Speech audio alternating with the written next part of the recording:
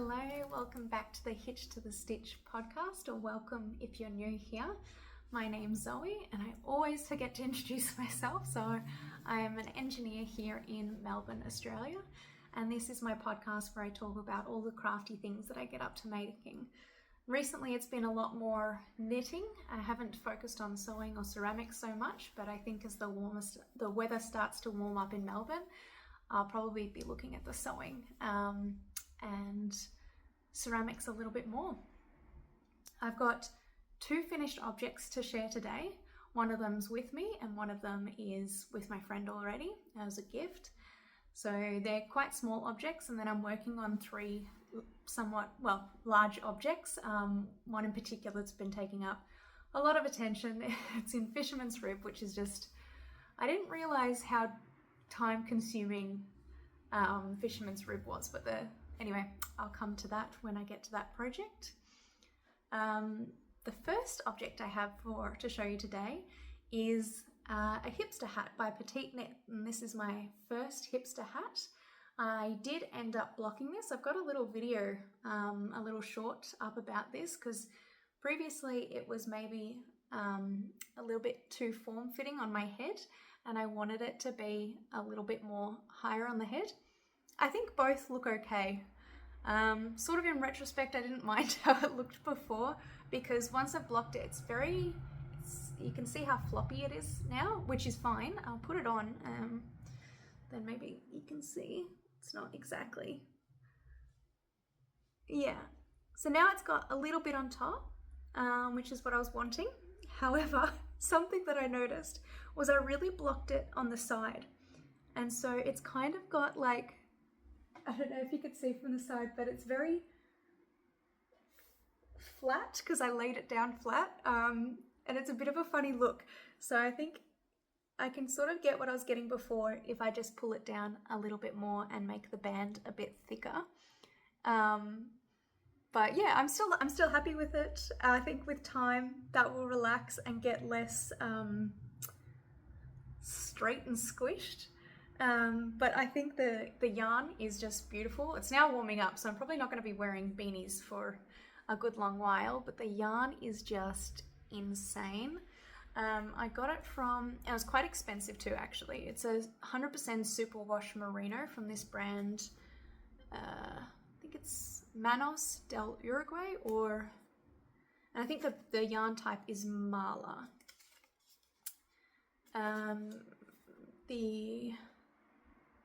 It's 250 meters. It's a DK weight. I don't know if that helps anyone with information. It looks like it might be called ficus. I'm not really sure what the yarn's called, but it's just, I couldn't go past it when I first saw it a while ago.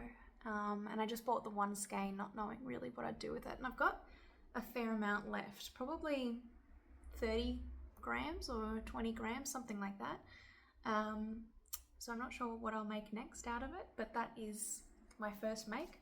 There's not much to say about it really, other than it's a nice new hat. I do like the way this pattern comes in, like, I guess decreases. I think it looks really nice. And I made my brother one recently as well, a hipster hat. And I'll actually insert a photo of him wearing that, because I didn't in my last video include the band, like the branding that I made for it, but his friends call him Crouchy. And so I've put that as a label on the front of the beanie, which he really loves. So I'll include a photo of that too. My second finished object that I don't have with me is with my friend. I finished a pair of Nomad slippers I think it's by Wool and Beyond. And I used this gorgeous grey tweed flecked yarn with all these beautiful colours, and I think they turned out really nice. I think that the pattern is gorgeous. It's very playful, soft, and has this Japanesey feel, and she and we both love Japan. We've both travelled there, and hopefully we'll go again someday together, but yeah, I thought that was a nice thing to give her. Originally, they were going to be for my mum, but then she didn't want them. So She has some hip problems. She's actually just had a hip replacement. So in general, putting like slippers on her feet that aren't just easy slide-in ones were not as tempting. So I've made her a hot water bottle cover that I think I included in my last podcast with some nice color work. And so then I was going to make instead the slippers for me because I'd already started on them. And then when I finished the first one, I realized that they were too small for me. And my friend, she has 1 size foot smaller feet than me, so I just decided I'm going to make them for her, and then I'll make myself another pair, but I don't think I have enough yarn, which is okay. Maybe I'll get some more, or maybe I'll just use some other yarn at some point to make myself a pair and save this for, I don't know, another mini project. I think I'm starting to think about making a few Christmas ornaments. Maybe a few little Christmas gifts, and this could be a good yarn for that. Both of these could be nice yarns to make little Christmas ornaments or gifts out of. So I really enjoyed the pattern. I think the honeycomb stitch was really cool and gives a really nice squishy feel on the feet. Combines a little bit of crochet and knitting skill into it, and I haven't crocheted in a little while, but it doesn't really bother me. I first actually got into crochet in a big way, so I became really good at crochet, and then I switched to knitting. I like the versatility of knitting a little bit more. So that was my second finished object.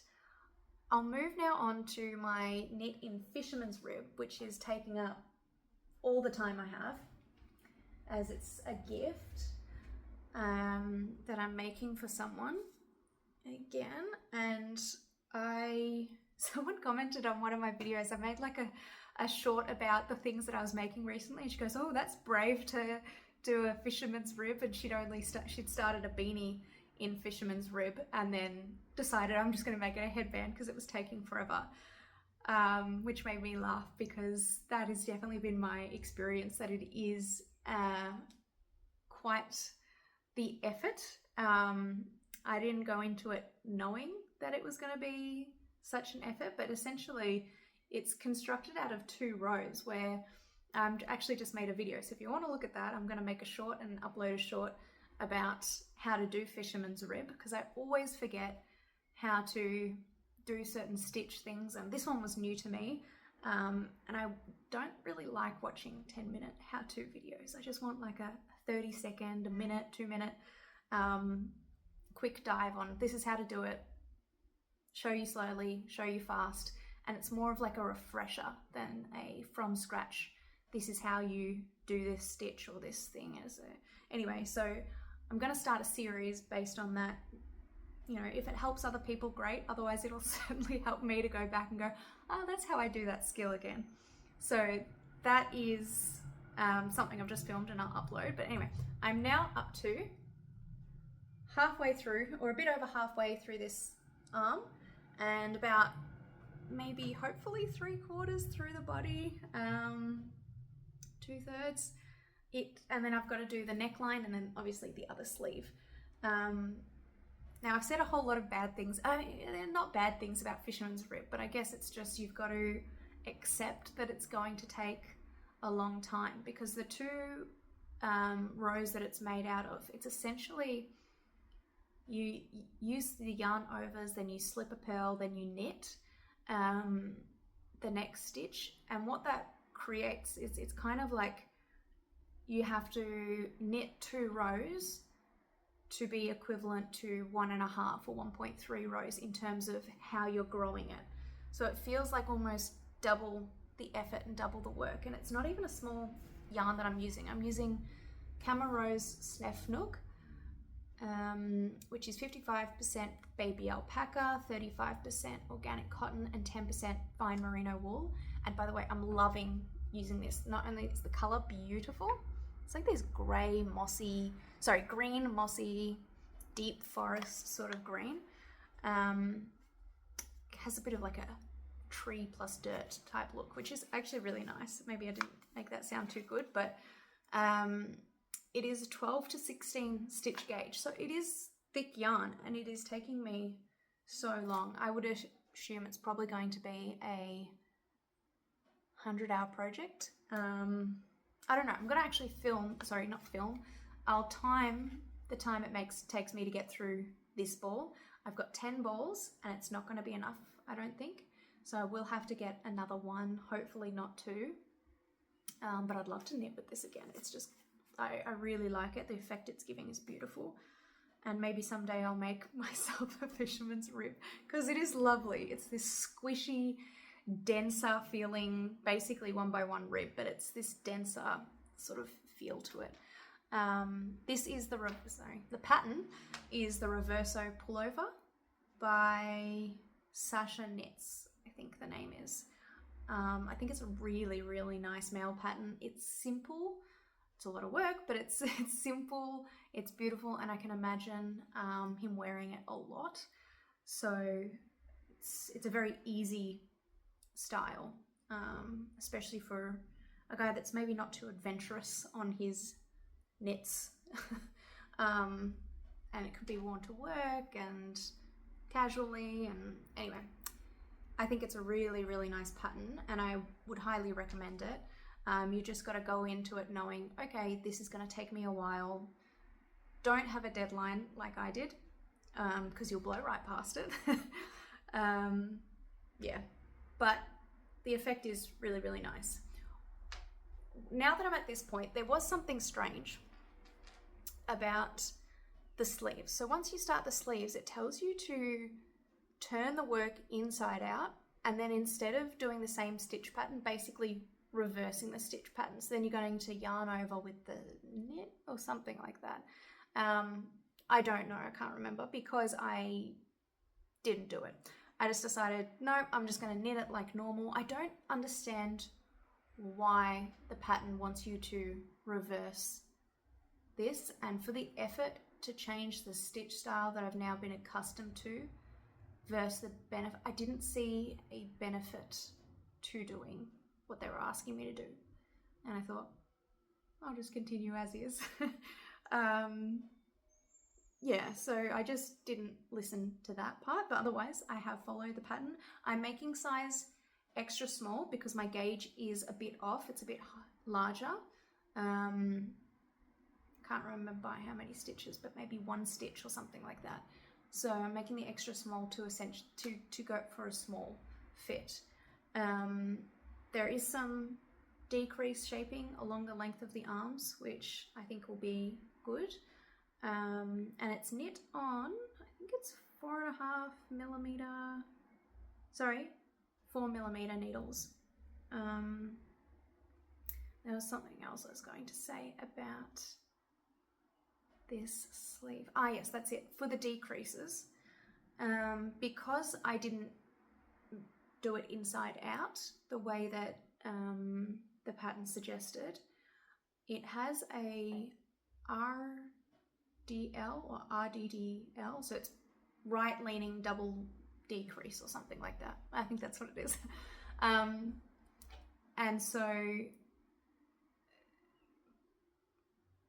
then there was a left leaning double decrease.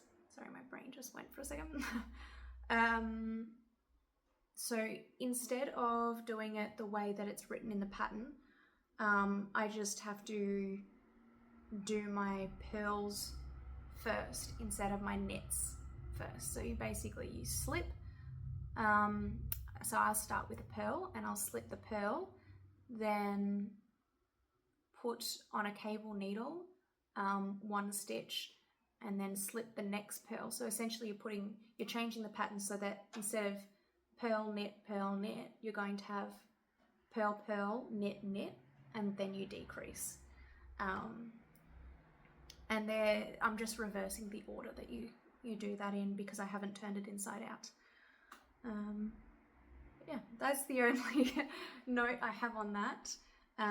I would recommend this yarn even though the gauge is slightly off. I've been knitting very tightly so that I can get as close to gauge as possible, and I think that was the worst way to do it. I should have just knit normally with normal gauge, but I've really been struggling, so it kind of hurts my hands sometimes because I wanted to get close to gauge. I should have just gone down 1 needle size or half a needle size and knitted normally, but I wasn't that smart about it. So next time, I know, just decrease the needle size. Don't change your natural tension to meet the gauge. That's a warning to you all. Anyway, this is the Reverso pullover. I'm loving how it's going, and hopefully by the next time I film a podcast, I'm going to have finished at least 2 of these works in progress, with this being the primary focus. So I'll move on to the sweater that I'm knitting for myself now. This is just a beautiful pattern. I really, really recommend it. And I haven't seen, it's not, maybe I need to check, but I don't know if it's that popular of a pattern in terms of, I haven't seen really anyone talking about it, but I just think it is really special. So I'm going to hype it up. It's called the Helia sweater by Joanna Ang. And this is my progress so far. I got a bit lazy because I think I have to change the needle size. But I'm pretty much at the point where I'm going to do the rib and then finish the body. And on the sleeves here is the real magic. And it's got this beautiful cabling detail. And then, so that's on the center of the sleeve. And then around this corner of the sleeve, just like with this raglan, you've got twisted rib. It's a twisted rib around the, like, here's the cable, and then it's a twisted rib for the rest of it. So I think that's a really nice detail. There's some short row shaping in the back. And I just wanted it to be a simple detail. And it kind of feels a bit, I don't know, it's fluffy and a little bit ethereal and really pretty colors. I got this in this yarn in one of my favorite places in the world, in Venice. And so the yarn that I'm using for it is, and someone asked me this on my recent short video about it, so I thought I would share. It's Lana Gato yarn. I think it's called St. Moritz is the type of yarn. So this is a lace weight. It is 80% alpaca, 17, oh, the sun's just come in, 17% polyamide and 3% wool. 100 grams is 580 meters. So maybe it's a little bit thicker than your standard, what's it called? I've just said the word. Than your standard lace weight yarn. That's really, really beautiful. And the color that I have is 30606. Yeah, so hopefully if you like it, you can still find it. And yeah, if you do find it, let me know if you end up making anything with it. I think, and I'm holding it with this base, which is fingering weight. It's Knitting for Olive Merino in color cream. 250 meters, oh okay, so 500 meters per 100 grams. This is in 50 gram balls though, so it's 250 meters per 50 grams. So I guess it's a light fingering. Yeah, light fingering. And it's just making this beautiful, beautiful jumper. Apart from that, there's no notes on this jumper. I'm following the pattern exactly. I think I'm knitting size small. And I think one of my favorite details as well, just a simple, interesting, is the twisted rib. It's super neat. I think compared to like this rib, I actually really like the effect. I mean, this was one of my early sweaters. What's it called? I'll put the name down. I forgot to say what I'm wearing. I don't remember the yarn. It's from Spotlight. It was a cheap, you know, I'm not even sure if it was real mohair, maybe an acrylic mohair or something like that. I do wear it though, and I get compliments on it a lot, I guess just because of the color and a little bit of this detail. I think it's Sunday Sweater by Petite Knit. That's sounding familiar. Sunday Sweater. Anyway, I'll have the name there. It's really nice. I would like to make another one of these now that my skill's a bit better and I can neaten up these ribs. But anyway, what I find is that twisted rib gives you a really neat rib, and I like that sort of, yeah, that twist to it. So I'm going to make some socks with, instead of a 1x1 rib at the top, I'd like to do twisted rib. It's kind of inspired by, I think is it Rachel that generally does that on those twins who knit, their podcast. I love their podcast. It's fantastic. They have such a sweet, feminine, beautiful, like intricate style to a lot of their makes, and I really like it. So anyway, if you haven't seen them, which I'm sure you have if you're watching mine, yeah, they've got a beautiful, beautiful podcast and lots of nice makes. So this is the Helia sweater by Joanna Ang. My last work in progress that I have to share today is actually just down here. This is some mohair that I got in Japan. I went there in April, May, I think May, and I got 6 different colors, and I'm making a gradient. They had a sample like scarf that was knit like this, and it was just in the round. I think they had a free pattern, but really I just cast on 100 stitches. I am holding it double, and on, what needle size am I using? 4.5mm needles, just to get a really nice open, and it's just a tube. And then I'm doing a gradient between 2 colors where I stop holding double stitch of one color and I hold one of each, and then I go into the next color with the double. And so I've got this aqua to a sort of lilac, to a grey, and the last colors I have that I haven't yet started. And if you do go to Japan, it's in Tokyo. It's called the Knitting Bird. Knitting Bird, what's that? Anyway, I'll have the shop linked below. I have a video about their store, or just shopping for yarn in Japan. And it's just the most beautiful store. I actually picked up a lot. This is the label. Maybe I'll put it in front of my face. And then it's all in Japanese. I don't know if that helps you. You can pause if you like and Google Translate. What am I up to? I've got got these last 3 colors as well to add in. And then I'll be finished. This, it actually goes really quickly.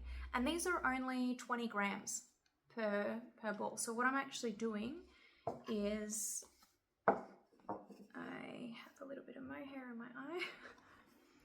What I do is I have, for the first one I just wound it off into my hand, and then for these I then started transferring the yarns and used my scales to have, I think I would have a split of like 9 grams to 11 grams.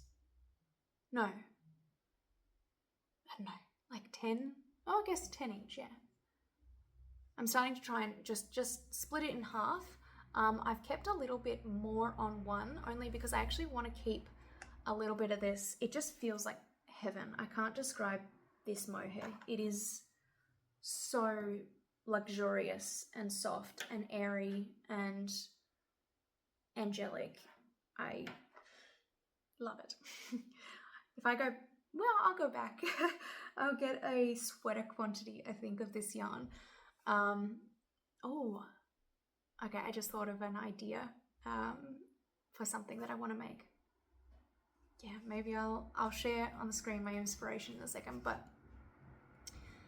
yeah, I split it in half and then I'm just holding it double, but I would like to keep a bit of yarn, so I've got like small offcuts from each of it, and I'm gonna make like little swatches in a particular type of grouping, and I'm gonna Tetris them together and make, this is my idea, I hope it works out nicely, but make it so that I'll build a little art frame of this gorgeous mohair and yeah, Tetris the pieces together, little swatches, and I think that could be really pretty. That's my idea, and have it as just a art piece on the wall.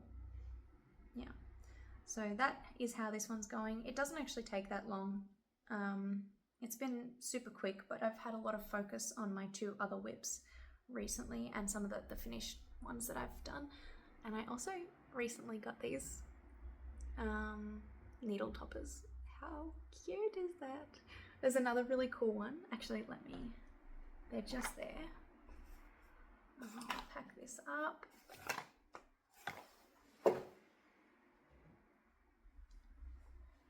The other needle toppers that I've been using recently are these little sweaters, and I got these at the Bendigo, both of these at the Bendigo Woolen Sheep Show.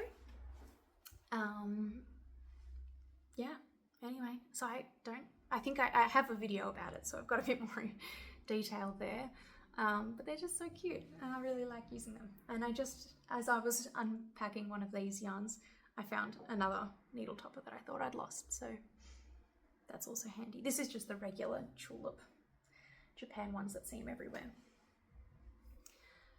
All right, so my idea is kind of like about this yarn is inspired by a Dior sweater, cardigan and like little top set. I did try it on in Dior. I just walked in and I was like, oh, let's look at what beautiful things there are that I can get inspired to make. Which if you haven't done that, go for it. It's really fun. And then you can find, things with lots of details that is way out of the price range. And you can go, well, I can just make that, especially this one. So I'll insert a photo of what that looks like. And related to that, I also want to bring up, I generally watch a lot of fashion shows. So September, our spring summer fashion month has just concluded. Goes into October a little bit as well. Paris Fashion Week is just ending tomorrow, I think. Anyway, I was following it a lot and I was wondering if you would be interested also in me. I've like written a fair ton of notes in here about some of the different shows, and I thought it could be fun to do a video where I both look at the sewing objects and the knitting objects and sort of pattern match patterns that I'm aware of, or provide inspiration for the things that are coming down the runway and how we could hand make them, and the patterns that might match with them, or maybe in some cases there won't be patterns that I can find to match, or I'll find the best guess. And then some of the designs I'm like, oh, I like that, but to make it more wearable for me and not a fashionista going to fashion weeks, I would change it to be like this or make it my style. So I was wondering if that would be a video you're interested in seeing. I'll trial it probably anyway, but let me know in the comments if that's something that you would like to see. And I guess it'll be kind of like that. I'll include all the photos for the inspiration that I'm talking about. I'll do a bit of a review maybe about what the collection felt like, and just highlight those few key pieces that I thought were really special and makeable. So that is my plan for perhaps my next video. I've already reviewed or looked at almost every show. There's a few designers that I'm particularly fond of, I guess, and I pay a bit more attention, but I went through and, with this in mind, looked at almost every show that's at least in the Vogue. There's a Vogue app and it has all the runway photos which is a really good resource, but they've now made you start to pay, which is annoying. But anyway, so I got the subscription, and I think it would be a really fun video. It'd just be it's a lot of work, but I think it would be pretty cool. And even if it's inspiring for you, then great. Otherwise, it keeps it in my mind as well. Things that I might like to make. Yeah, so let me know if that's a good idea, or if there was a favorite make of yours from this work today, or if you're let me know what you're knitting on as well. If you're sitting here and watching the video, and I'm assuming you've probably got a crafty project of your own as well. And let me know if any of these you might want to put on your needles at some point too. Anyway, thank you for watching, and have a good rest of your day. Bye.